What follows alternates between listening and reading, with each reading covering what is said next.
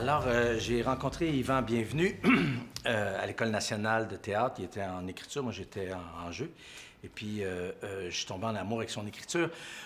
Ensuite, Yvan a su que je tripais sur les contes. Alors, en sortant de l'école, en 1991, j'ai demandé à Yvan d'écrire un conte moderne qui parlerait de la ville de Montréal. Et puis, on a joué ça au Biscuit, un théâtre qui n'existe plus depuis Belle-Lurette, dans le Vieux-Montréal. Et en 1994, La Licorne nous appelle, nous invite à continuer les contes urbains ici. Hein? Je me souviens pas si on l'avait présenté ou si...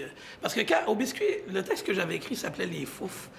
Puis c'était particulier parce que c'était pas un nouveau genre littéraire, parce qu'on s'entend, là, mais il y avait quelque chose là qui était comme un peu nouveau. Une espèce de chasse-galerie moderne. Oui, puis mais le genre d'écriture, là, au 94, ça serait le fun de demander à des auteurs. Ouais.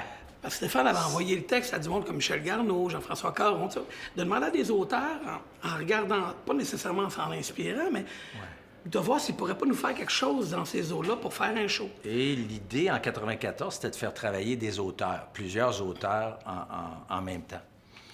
Alors, on ramasse 7-8 auteurs, on les coach, ils nous sortent 8 textes, on était 8, je pense. Et je pense qu'il y a eu les 2 chansons, on devait en faire 7 au départ, puis je pense qu'on en a fait que 6 la première année. Ouais. Un qu'on n'a pas pu faire. Oui, c'est ça. Et ce qui fait qu'en 94, au mois de décembre, le 9 décembre 1994, à 11h du soir... Ici... Moi, j'habite dans ce temps-là, j'habite sur la rue Chapelot. Ouais. Et ce qu'il faut savoir, c'est qu'on a décidé de faire un truc publicitaire là-dessus.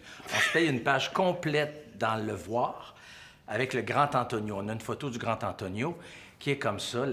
Pour nous autres, c'est comme une légende. Ouais. Et puis, on donne aucun billet aux pas de journalistes. Pas de journalistes. Pas de billet de faveur. Et pas de réservation. Pas de billet aux subventionnaires.